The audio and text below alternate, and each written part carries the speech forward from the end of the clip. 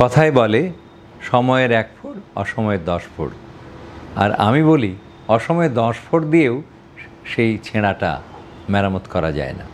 যেমন ধরুন, যে রোগটা শিশুকালে হলো, সেই রোগটা যদি সময়কালে শিশুবেলায় না চিকিৎসা করে ফেলা যায়, তাহলে যখন বয়সকালে অর্থাৎ প্রাপ্তবয়স্ক অবস্থায় যৌবনে গিয়ে সে রোগটা ধরা পড়ে, তখন আর ভালো থাকে না। এই কথাটি খাটে কেবলমাত্র জন্মগত ত্রুটি। কিডনির যদি জন্মগতভাবে ভুল থাকে বা ত্রুটি থাকে, যেমন কিডনির মুখটা বন্ধ অবস্থায় থাকে, আমরা বলি পিইউজে অবস্ট্রাকশান, পেলভি ইউরেটারিক জাংশন অবস্ট্রাকশান, একটা জন্মগত ত্রুটি।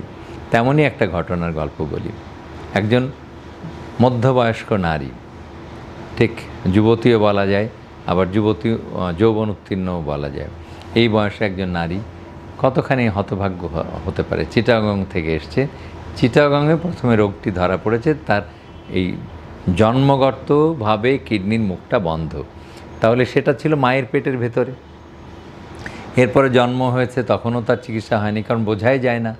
তারপরে যখন প্রাপ্তবয়স্ক হয়েছে, বিয়ে শাদী হয়ে গেছে, সন্তান হয়েছে, তখন তার যে কোনোভাবে সন্তান পেটে এসছে, তখন আলট্রাসোনোগ্রাম করতে গিয়ে ধরা পড়লো যে তার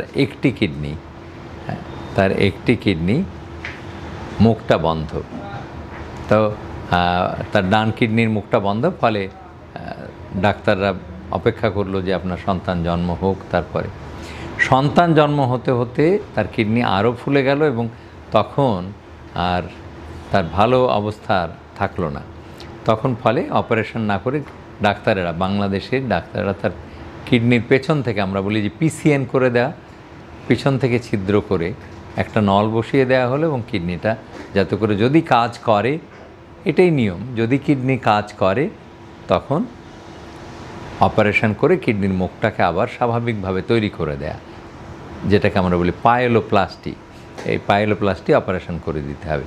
আর যদি নল সেট করার পরেও কিডনি ভালো কাজ না করে, কাজ করা বুঝবেন কীভাবে? ডিটিপিএ রেনোগ্রাম। আমার রুগীরা প্রায় শিখে গেছে যে ডিটিপিএ রেনোগ্রাম করে দেখা গেল যে না, কিডনিটা কাজ করছে না ভালো করে, তখন এই কিডনিটাকে আর রাখা যাবে না, ফেলে দিতে হবে।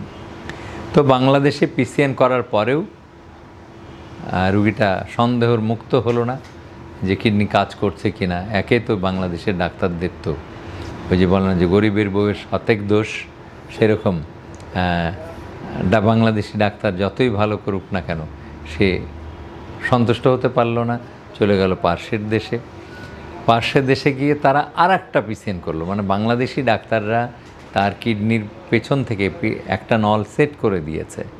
এরপরে ভারতে গেলে পরে তারা আর একটা নল সেট করে দিল ওর পাশাপাশি। তাহলে 2টা নল সেট করে নিয়ে সে আজকে প্রায় 6 মাস যাবৎ অবস্থান করছে, এবং পরীক্ষা করে দেখা যাচ্ছে যে কিডনি কিছুতেই কাজ করছে না, এবং কিডনি আস্তে আস্তে চুপসে একদম নষ্ট হয়ে গেছে।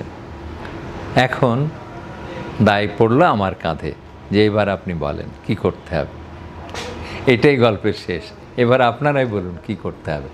2টা দেশ, আমাদের এই বোনটির ভ্রমণ শেষ হয়ে গেছে, 2টা দেশের ডাক্তার দেখানো হয়েছে। তাহলে যে শুরুতে বলছিলাম যে অসময়ে 10 ফোঁড় দিয়ে কি শেষ করা গেল? শেষ করা গেল না।